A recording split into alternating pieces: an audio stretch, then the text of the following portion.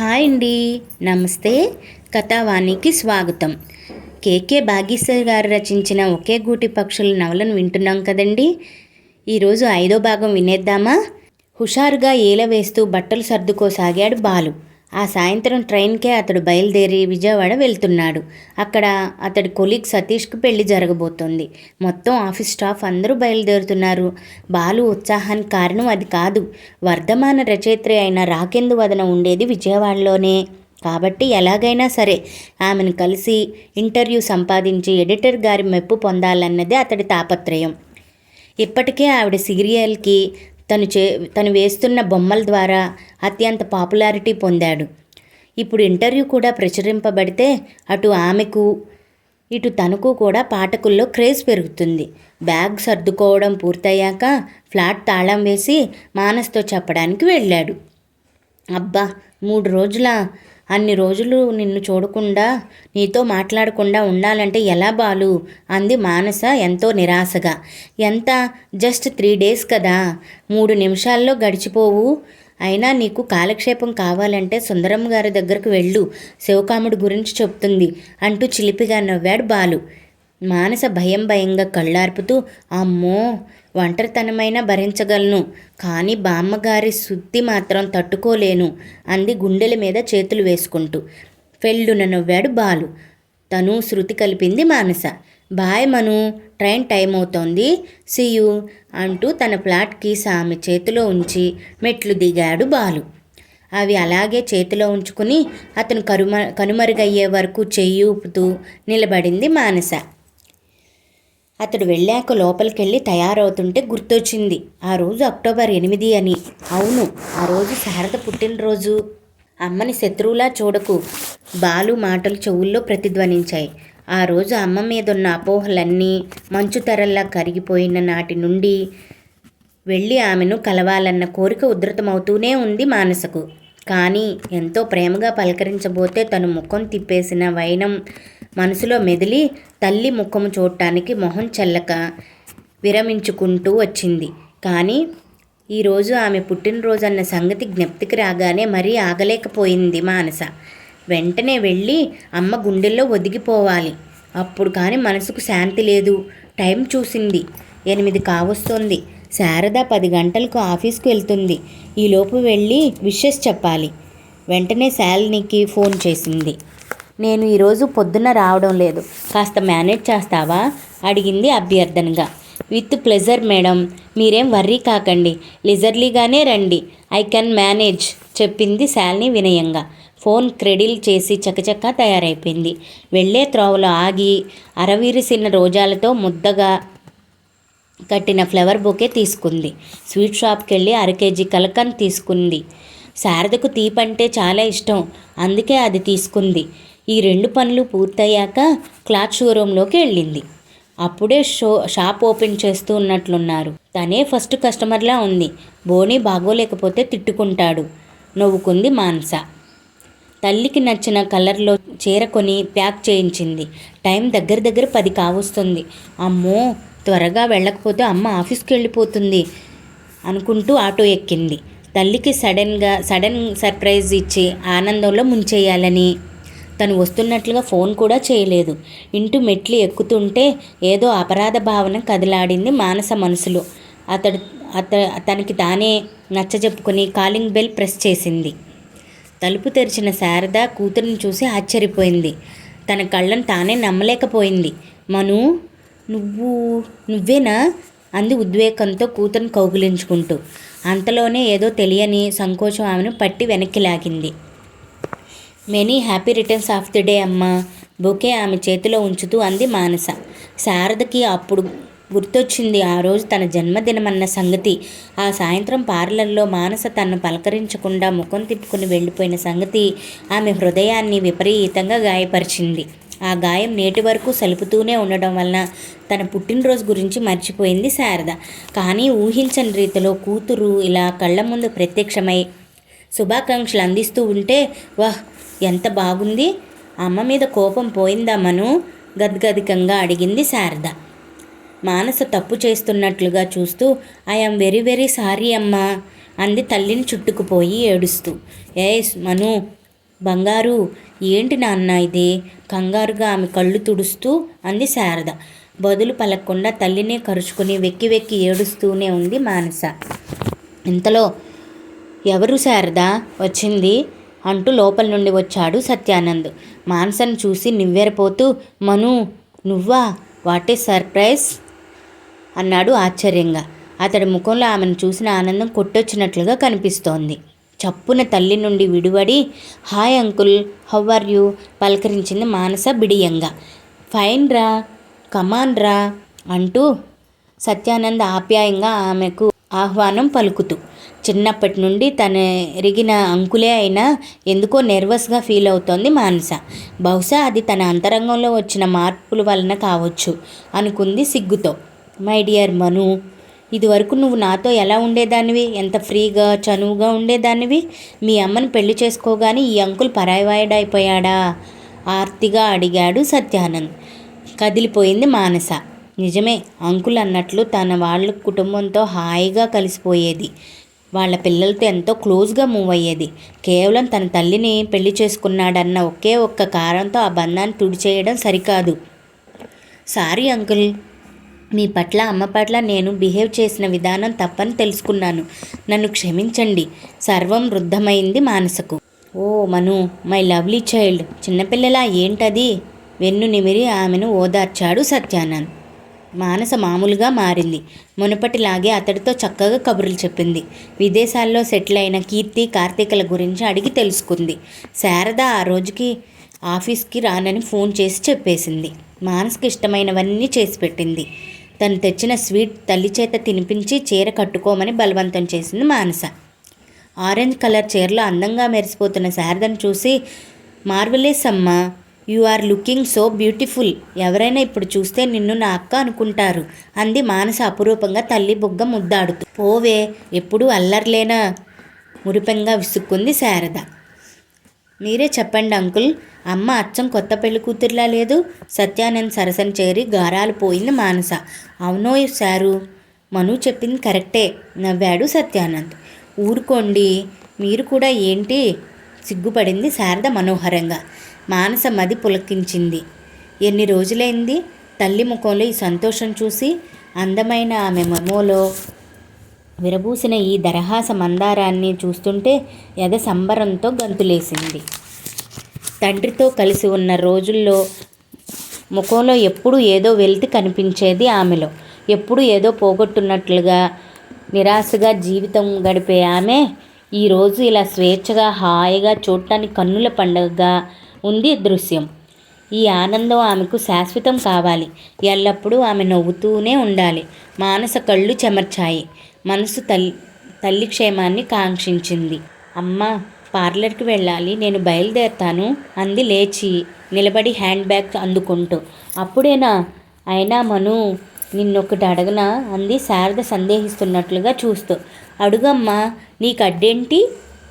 నువ్వు మాతోనే ఇక్కడే ఉండిపోవచ్చుగా ఆశగా అడిగింది శారద కూతురి కళ్ళలోకి చూస్తూ. మానస తల్లి పక్కనే కూర్చొని చేతుల్ని తన చేతిలోకి తీసుకుంటూ, లేదమ్మా, ఇన్నాళ్లుగా నీ జీవితంలో నువ్వు కోల్పోయిన సుఖశాంతులు అంకుల్ రూపంలో నిన్ను చేరాయి. వాటిని ఆనందంగా అనుభవించు. నువ్వు నాకేం లోటు చేసావు చెప్పు? నా కాళ్ళ మీద నేను నిలబడే శక్తినిచ్చావు. పరిస్థితులతో పోరాడే మనోధైర్యాన్ని నూరిపోసావు. వాటి సహాయంతో నేను హాయిగా బతకగలను. నా గురించి బెంగ పెట్టుకోకు. నీకోసం నువ్వు బతుకమ్మా. I wish you all the best మనస్ఫూర్తిగా చెప్పింది. సత్యానంద్ ఆమె దగ్గరకు వచ్చి, మను, అమ్మ చెప్పినట్లుగా ఇక్కడే ఉండిపోకూడదు. నీకు మంచి సంబంధం చూసి పెళ్లి చేస్తే మాకు ఆనందంగా ఉంటుంది అన్నాడు లాలనగా. మానస మనసు చెలించింది. ఇంత ఆప్యాయతను కురిపించే ఈ అంకుల్నా తను శంకించినది. కన్న తల్లిదండ్రులుగా తన వాళ్ళకి తన పట్ల ప్రేమ ఉండడం సహజం. కానీ ఏ రక్త సంబంధం లేని ఈయన తన ఎడల ఇంత బాధ్యతగా ప్రవర్తించడం చూస్తే ఎద ఉప్పొంగుతోంది. తాత్కాలికమైన ఆవేశాలు మనిషిని లోబూర్చుకొని ఎంతటి అనార్థాన్ని కలగజేస్తాయో ఇప్పుడు అర్థమైంది. సారీ అంకుల్, మీ మాట కాదంటున్నందుకు నన్ను మన్నించండి. నేను కొన్నాళ్ల పాటు విడిగానే ఉండాలనుకుంటున్నాను. తరచుగా వచ్చి పోతూనే ఉంటానుగా. మీరు అమ్మ హాయిగా లైఫ్ ఎంజాయ్ చేయండి. ఇక పెళ్లి విషయం అంటారా, నాకు ఇప్పుడిప్పుడే పెళ్లి చేసుకోవాలని లేదు. ఆ కోరిక నాకు కలిగినప్పుడు మీ ఆశీర్వాదంతోనే ఒక ఇంటిదాన్ని అవుతాను. నెమ్మదిగా తన మనసులోని మాట బయట పెట్టింది మానస. ఆ మాటల్లో ధ్వనించిన స్థిరత్వం శారద సత్యానందలను నోరు మెదపనీయలేదు. ఇవాళ నాకు చాలా సంతోషంగా ఉంది మను. ఆనంద బాష్పాలు కన్నుల నిండుగా ఆమెను హత్తుకుంది శారద. వస్తానమ్మా, వీలు చూసుకుని నువ్వు అంకుల్ నా ఫ్లాట్కు రండి. ఇదివరకట్లా నేను నా వస్తువులు ఎక్కడ పడితే అక్కడ పడేసుకోవడం లేదు. నీకన్నా నీట్గా ఇల్లు సర్దుకుంటున్నాను తెలుసా, గర్వంగా చెప్పింది మానస. శారద నవ్వింది. ఆడపిల్లలంతే మను, గొప్ప స్వార్థపరులు. నేను నాది అన్న భావన కలిగితే శ్రద్ధగానే ఇల్లు దిద్దుకుంటారు అంది. మానస ఉడుక్కుంటున్నట్లుగా చూసి నవ్వేసింది నిండుగా. తేలికపడిన మనసుతో గుండె నిండిన ఆనందంతో వారి దగ్గర సెలవు తీసుకుంది. బాలు వాళ్ళ బ్యాచ్ బయలుదేరి విజయవాడ చేరేసరికి తెల్లవారుజాము 4 అయింది. అందరూ మగపెళ్లి వారికి ఏర్పాటు చేసిన విడిదికి చేరారు. బాలు మాత్రం హోటల్లో రూమ్ తీసుకున్నాడు. ఏం బాలు, మాతో కలిసి వచ్చావు? సరదాగా మాతోనే ఉండొచ్చుగా, పేకాట వేసుకుందాం. దొరికిన తీరిక సమయాన్ని ఎంజాయ్ చేయాలన్న తలంపుతో అన్నాడు కొలీగ్. సారీ బ్రదర్, నాకు కొన్ని పర్సనల్ పనులున్నాయి. అవి చూసుకుని సాయంత్రానికల్లా మీతో జాయిన్ అవుతాను సున్నితంగా చెప్పాడు బాలు. వాళ్ళు పెళ్లివారు పంపిన వ్యాన్లో వెళ్ళిపోయాక హోటల్లో సింగిల్ రూమ్ తీసుకున్నాడు బాలు. స్నానాధికాలు పూర్తి చేసుకుని కనకదుర్గమ్మ గుడికెళ్ళి అమ్మవారిని దర్శించుకున్నాడు. కార్తీక మాసం కావడంతో గుడి చాలా రద్దీగా ఉంది. అతడు గుడిలోంచి బయటపడేసరికి సుమారు 1 గంట అయింది. గబగబా భోజనం చేసి రాకేందు వదిన అడ్రస్ వెతుక్కుంటూ బయలుదేరాడు. ఆమె ఉండే ఇల్లు కనుక్కోవడం పెద్ద కష్టం కాలేదు బాలుకి. అడ్రస్లో ఉన్న డోర్ నెంబర్ని వెరిఫై చేసుకుని తలుపు తట్టాడు చిన్నగా. కాసేపటి తరువాత తలుపు తెరిచినది ఓ అమ్మాయి. ఆమెకు 25 ఏళ్లలోపే ఉంటాయి. ఆకర్షణీయమైన గుండ్రని ముఖం, చక్కని విగ్రహం. ఎందుకు ఆమెను చూసిన తక్షణం బాలు గుండెల్లో ఏమూలో ఏదో జ్ఞాపకం కదిలాడినట్లు అనిపించింది. నమస్తే, రాకేందు వదన గారిల్లు? ఇదే, మీరు? నా పేరు బాలు, హైదరాబాద్ నుండి వస్తున్నాను. దీప్తి వారపత్రిక. అతడి మాటలు పూర్తి కాకుండానే ఓహో బాలుగారా, లోపలికి రండి అంటూ సాదరంగా ఆహ్వానించింది ఆమె. హాల్లోకి అడుగుపెట్టాడు బాలు. చూడముచ్చటైన చిన్న ఇండివిజువల్ హౌస్ అది. చక్కటి అభిరుచి తేట తెల్లమయ్యేలా నీటుగా సర్దబడి ఉంది. నా పేరు చెప్పగానే లోపలికి రానిచ్చారు. నేను మీకు సందేహంగా అడిగాడు బాలు. ఆమె నవ్వింది. నాకే కాదు, దీప్తి వారపత్రికలో ఇలిస్ట్రేషన్స్ గీసే బాలు పేరు అందరికీ సుపరిచితమే. యాత్రికుడు సీరియల్కి మీరు వేస్తున్న బొమ్మలు అద్భుతంగా ఉన్నాయి, అభినందనపూర్వకంగా పలికింది. Thank you. నేను రచయిత్రి రాకేందు వదన్ కలవాలి అని వచ్చాను. ఆమెను కాస్త పిలుస్తారా అన్నాడు బాలు. మీ ఎదురుగానే ఉంది, మాట్లాడండి. అంటే రాకేందు వదన అంటే? అపనమ్మకంగా చూశాడు బాలు. నేనే, మల్లెలు విరుస్తున్నట్లుగా నవ్వింది ఆమె. దిగ్భ్రమ చెందాడు బాలు. రాకేందు వదన అంటే ఇంత చిన్నమ్మాయా? తనింకా నడి వయసులో, ముక్కు పొద నుండి జారే కళ్ళజోడుతో, నెత్తిమీద కొప్పుతో, హుందాగా షాల్ కప్పుకుని గంభీరంగా ఉంటుందనుకున్నాడు. కానీ ముక్కు పచ్చలారనంత లేతగా కనిపిస్తున్న ఈమె రాకేందు వదన అంటే నమ్మశక్యంగా లేదు. నమ్మలేకపోతున్నారా? నమ్మినా నమ్మకపోయినా సరే నేనే రాకేందు వదన్ను అంది. చంపారు పొండి. నమ్మలేక కాదు, మీ రచనలు చదివిన తర్వాత మీకు కనీసం 40 ఏళ్ళన్నా ఉండి ఉంటాయని ఫిక్స్ అయిపోయామందరము. ఎందుకంటే తొలి సీరియల్ జీవన స్రవంతిలోనే మీ శైలిలో ఎంత పరిపక్వత కనిపించింది. అనుభవాల సారం అంతా రంగరించి రాసిన నవల్లా అనిపిస్తుందది. అందుకే మీరు మిడిల్ ఏజ్డ్ అయి ఉంటారని ఊహించాను. ఐఆమ్ సారీ నొచ్చుకుంటూ అన్నాడు బాలు. It's all right. నా వయసుకు మించిన అనుభవాలు చవిచూసి నా తల కూడా నెరిసిపోయింది. ఆ దృష్ట్యా చూస్తే నేను మిడిల్ ఏజ్డ్ స్త్రీనే. చెప్పండి, ఏం తీసుకుంటారు అడిగింది రాకేందు వదన. నో థ్యాంక్స్ మేడం, ఇప్పుడే భోజనం చేసి వస్తున్నాను. కాసిన మంచినీళ్ళు ఇవ్వండి చాలు అన్నాడు బాలు. ఆమె లేచి వెళ్ళి చల్లని మంచినీళ్ళు తెచ్చిచ్చింది. తాగాక భుక్తాయాసం కాస్త తీరినట్లు అనిపించింది. చెప్పండి, నన్ను కలవాలని వచ్చారుగా? వయసుకు మించిన హుందాతనం కనబరిచింది ఆమె ప్రవర్తనలో. మరేం లేదు మేడం, మీరు రాస్తున్న యాత్రికుడు సీరియల్ కూడా జీవన స్రవంతి రేంజ్లోనే హిట్ అయింది. పాఠకులు మీ వివరాలు ప్రచురించాలంటూ ఫోన్ కాల్స్, లెటర్స్ ద్వారా మా కార్యాలయం మీద దాడి చేస్తున్నారు.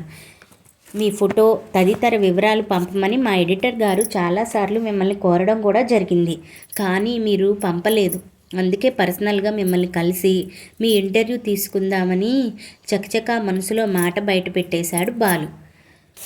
సారీ బాలు గారు, నాకు పబ్లిసిటీ ఇష్టం ఉండదు, అందుకే పంపలేదు.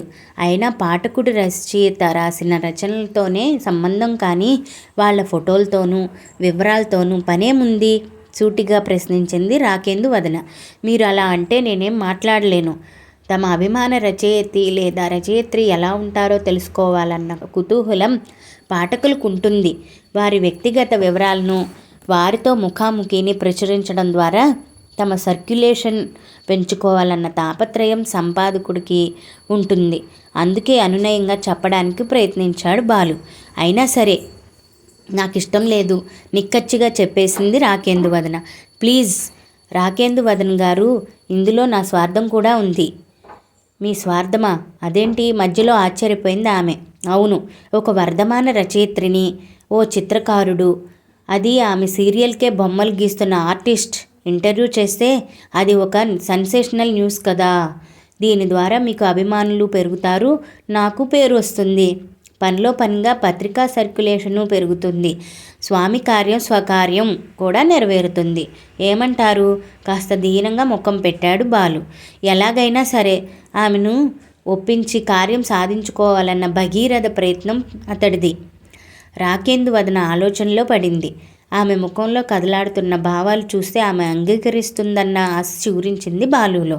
రాకేందు వదన గారు, ప్లీజ్ కాదనకండి, జస్ట్ కొన్ని ప్రశ్నలే, మిమ్మల్ని ఇబ్బంది పెట్టే విధంగా ఉండవని హామీ ఇస్తున్నాను, బతిమాలాడు బాలు. ముందు మీరు రాకేందు వదన గారు, మేడం అనడం మానేయండి. మీకన్నా చిన్నదాన్ని ఇందు అని పిలవండి చాలు, అంది ఇందు. సరే ఇందు గారు, ప్లీజ్ ఒక్క అరగంట కేటాయిస్తే చాలు, మీరు ఒప్పుకుంటే. ఇందు నవ్వింది. సరే మీ ఇష్టం, మీరంతగా అడుగుతున్నారు కాబట్టి ఒప్పుకుంటున్నాను, కానీ పదే పదే నన్ను ఇబ్బంది పెట్టొద్దు. బాలు ముఖం ఆనందంతో విప్పారింది. ఓ థ్యాంక్ యూ వెరీ మచ్. తరచుగా మిమ్మల్ని విసిగించని మాటిస్తున్నాను. బై ద వే, రేపు ఉదయం మీరు ఫ్రీయే కదా? అడిగాడు హుషారుగా. ఫ్రీయే. ఇంటర్వ్యూ ఇప్పుడు తీసుకోరా? అడిగింది ఇందు నవ్వుతూ. మీరు ఒప్పుకుంటారో లేదో నన్న డౌట్తో నా సామాగ్రి అంతా రూమ్లో వదిలేశాను. ఇవాళ సాయంత్రం మా ఫ్రెండ్ పెళ్ళి, అది చూసుకుని రేపు పొద్దున్న 10 గంటలకల్లా వచ్చేస్తాను, రెడీగా ఉండండి. గలగలా మాట్లాడుతున్న బాలు వైపు తదేకంగా చూసింది రాకేందు వదన. ఇంతవరకు పత్రికా యాజమాన్యం ఎన్నిసార్లు కోరినా ఫోటో పంపడానికి ఇష్టపడని తను ఇవాళ ఏకంగా ఇంటర్వ్యూ ఇవ్వడానికే సిద్ధపడింది. ఇతడి ముఖం చూస్తే కాదనాలనిపించడం లేదు. ఏదో తెలియని బంధం ఉన్నట్లుగా అనిపిస్తోంది. అతడితో మాట్లాడుతూ ఉంటే ఎంతో ఆప్తుడిలా అనిపిస్తున్నాడు. ఏమిటి విచిత్రం? ఇందు ఆలోచనలో అలా పరుగులు తీస్తూ ఉంటే ఏదో లోకంలో విహరిస్తున్నట్లుగా నిలిచిపోయింది. ఇందుగారు, ఇక నేను బయలుదేరతాను, కరెక్ట్గా 10 గంటలకి బీ రెడీ. బాలు మాటలకు ఉలిక్కిపడి చూసింది. సరే అలాగే అంది అతడి వెనకే వీధి గుమ్మం దాకా వస్తూ. బాలు కనుక అక్కడే షోకేస్లో ఉన్న ఓ ఫోటో కానీ చూసి ఉంటే అతడి జీవితానికి సంబంధించిన ఓ గుర్తు తలుపుల్లో మెదిలి ఉండేది. కానీ అలాంటిదేం జరగలేదు. అతడు నిష్క్రమించిన తరువాత కూడా ఎంతోసేపు అతడి గురించే ఆలోచిస్తూ ఉండిపోయింది ఇందు. అబ్బా, అప్పుడే 7:30 అయిపోయింది అనుకుంటూ వాచ్ చూసుకున్న మానస తొందరగా ఇంటికెళ్ళి మాత్రం ఏం చెయ్యాలి? బాలు కూడా లేడు, బోర్ కొడుతుంది అనుకుంది నిస్సత్తువుగా. అప్పుడే ఆమె బుక్ ఎగ్జిబిషన్ నుండి బయటకు వస్తోంది. చేతిలో పుస్తకాలున్న కవర్ బరువుగా తోస్తోంది. ఈ మధ్యకాలంలో ఏమాత్రం ఖాళీ సమయం దొరికినా మానస పుస్తకాలు ఎక్కువగా చదువుతోంది. ప్రముఖుల ఆత్మకథలు, వ్యక్తిత్వ వికాస పుస్తకాలు ఇలాంటివి. ఆ అభిరుచి కూడా బాలు నుండే సంక్రమించినదే. ఇప్పుడు కూడా ఒక ప్రముఖ రచయిత రాసిన పర్సనాలిటీ డెవలప్మెంట్ పుస్తకం ఒకటి కొంది. తర్వాత వివేకానందుడి జీవిత చరిత్ర కూడా కొంది. వ్యక్తిత్వ వికాస పుస్తకాలు చదివితే తమని తాము మలుచుకునే వీలుంటుందని అనుభవపూర్వకంగా తెలుసుకుందామే. అందుకే నెలకి 1-2 పుస్తకాలు తప్పనిసరిగా కొంటోంది. ఎగ్జిబిషన్ నుండి బయటపడ్డాక యాపిల్, ద్రాక్ష లాంటి పళ్ళు కొనుక్కొని ఇంటికి బయలుదేరింది. బాలు లేకుండా ఒక్కరితే వండుకుని తినాలంటే తగని చిరాకు మానసకు. అపార్ట్మెంట్స్కి చేరుకుని తన ఇంటి మెట్ల వైపు నడుస్తుండగా, ఏమ్మా మానస, ఇవాళ లేట్ అయిందేం? ఆప్యాయంగా పలకరించాడు వాచ్మెన్. ఏం లేదు అంకుల్, ఇవాళ పని కాస్త ఎక్కువ ఉంది, అందుకే లేట్ అయ్యింది. అతడి వంకే చూస్తూ చిరునవ్వుతో బదులిస్తూనే మెట్లు ఎక్కసాగింది మానస. ఆ హడావుడిలో తనకెదురుగా వస్తున్న వ్యక్తిని చూసుకోకుండా ఢీ కొట్టింది. చేతిలో ఉన్న కవర్లు జారి కిందపడి వాటిలో ఉన్న పుస్తకాలు, యాపిల్స్ వగైరాలు దొర్లిపడ్డాయి. ఓ, ఐఎమ్ సారీ, ఆమె ఢీ కొట్టిన వ్యక్తి నుదురు రాసుకుంటూ చెప్పాడు. అతడికి సుమారు 25-30 ఏళ్ల మధ్య వయసు ఉంటుంది. చాలా అందంగా, మ్యాన్లీగా ఉన్నాడు. ఇట్స్ ఆల్ రైట్, తప్పు నాదే. ఎదురుగా వస్తున్న మిమ్మల్ని గమనించకుండా డాష్ ఇచ్చాను. కిందకి వంగి యాపిల్స్ క్యారీ బ్యాగ్లో వేస్తూ చెప్పింది మానస. ఓకే, తప్పు ఇద్దరిదేను, సరేనా? ఐఆమ్ శివ, ఫ్లాట్ నెంబర్ 209లో ఉంటాను. LICలో ఆఫీసర్గా వర్క్ చేస్తున్నాను. మీరు అన్నాడు అతడు చక్కగా నవ్వుతూ. ఆ నవ్వు అతడి ముఖానికి ఎంతో అందాన్ని ఇచ్చింది. అతడి వైపే తదేకంగా చూస్తూ ఉండిపోయిన మానసుకి ఏదో గుర్తొచ్చింది. ఫ్లాట్ నెంబర్ 209 అంటే మీరు సుందరమ్మ గారి శివకాముడు, యామ్ ఐ రైట్? అడిగింది మానస బామ్మగారి మాటలు జ్ఞప్తికి తెచ్చుకుంటూ. అతడి ముఖం వెలవెలబోయింది ఒక్కసారిగా. విసుగ్గా చూసి తల పట్టుకుంటూ, అంటే మా బామ్మ మీ దగ్గరికి వచ్చిందా? ఓ గాడ్, ఆ ముసలిది నన్ను ప్రశాంతంగా బతకనిచ్చేట్లుగా లేదు. చిరాగ్గా తనలో తాను అనుకుంటున్నట్లుగా బయటికే అనేశాడు అతడు. Any problem? వస్తున్న నవ్వాపుకుంటూ అడిగిన మానస. ఎస్, మా బామ్మే నాకు పెద్ద ప్రాబ్లం. కంటికి కాస్త అందంగా కనిపించిన ప్రతి అమ్మాయి దగ్గరకు వెళ్ళి మా శివకాముడిని పెళ్లి చేసుకుంటావా అని అడగడం, వాళ్ళు కోరకపోయినా నా బయోడేటా అంతా వివరించడం. ఛీ, ఇది ఒక న్యూసెన్స్ అయిపోయింది. అసహనంగా తల విదిల్చాడతడు. అతడి వంకే జాలిగా చూస్తూ, ఏం ఇంకెవరినైనా ఇలాగే అడిగారా? అడిగింది మానస. అయ్యో, ఆవిడకి ఇదే పని. ఈ అపార్ట్మెంట్స్లో ఉన్న 9 మంది పెళ్లి కాని ఆడపిల్లల దగ్గరకు వెళ్ళి నా బయోడేటా ఇచ్చొచ్చింది. వాళ్ళేమో నేను ఎదురుపడగానే ముసిముసిగా నవ్వుకోవడం చూస్తుంటే అరికాలి మంట నెత్తికెక్కుతోంది. ఆ లిస్టులో మీరున్నారా? అనుమానంగా చూస్తూ అడిగాడు అతడు దీనంగా ముఖం పెట్టి. ఫక్కున నవ్వింది మానస. కాబట్టేగా మీరెవరో నాకు తెలిసింది. పోన్లేండి, ఏదో పెద్దావిడ చాదస్తం కొద్దీ అంది నవ్వడం కొనసాగిస్తూనే. ఆమె నవ్వుకి మైమర్చినట్లుగా పరవశించిపోతూ, చాదస్తం కాక మరేంటి? ఆవిడికి నా మీద ఉండే అతి ప్రేమకు నిదర్శనం అది అన్నాడు ఫ్రీ అయిపోతూ. మానస నవ్వింది మళ్ళీ. శివకాముడు అంటే చద్దన్నం తినే ముద్దబ్బాయిలా ఉంటాడనుకుంది, కానీ ఇలా ఇంత హ్యాండ్సమ్గా స్టైల్గా ఉంటాడనుకోలేదు. మీరు పర్సనాలిటీ డెవలప్మెంట్కి సంబంధించిన బుక్స్ ఎక్కువగా చదువుతారనుకుంటా.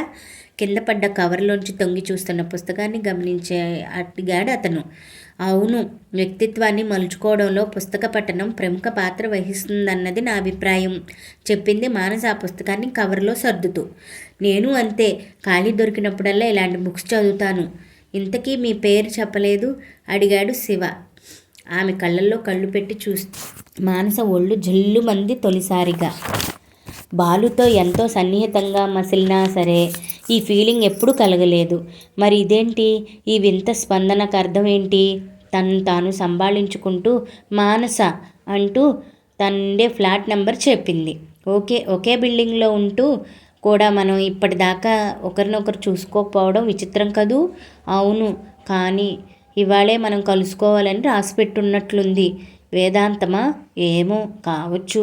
అతడితో అంత సన్నిహితంగా మాట్లాడుతూ ఉండడం ఉంటే సరదాగా ఉంది మానసకు. సరే, నేనుంటాను. బామ్మకి కాస్త తలనొప్పిగా ఉందట. టాబ్లెట్ల కోసం వెళ్తున్నాను. తర్వాత మళ్ళీ కలుద్దాం, బాయ్ చెప్పేసి వడివడిగా వెళ్ళిపోయాడు శివ. సుందరమ్మ మాటలు గుర్తొచ్చి నవ్వుకుంది మానస మరొకసారి. కొలీగ్ పెళ్లి ముహూర్తం అయిపోయాక భోజనాలు పూర్తయ్యాక రూమ్కి వచ్చి రెస్ట్ తీసుకున్నాడు బాలు. ఎందుకో రాకేందు వదన పదే పదే గుర్తొస్తోంది. ఆమెను చూస్తే తనకు అత్యంత ఆత్మీయురాలిలా అనిపిస్తోంది. ఏదో బంధం తన మధ్య ఉన్నట్లుగా అనుభూతి కలుగుతోంది. ఇది కేవలం తన భ్రాంతేనా, లేక మనసు పరిపరి విధాలా పరిగెడుతూ ఉంటే దాన్ని కళ్ళెం వేసి ఆపేందుకు ప్రయత్నించాడు బాలు. 5వ భాగం సమాప్తమండి. మిగతా నవల్ని తర్వాత భాగంలో తెలుసుకుందామా? Please subscribe for more stories. Thank you for watching.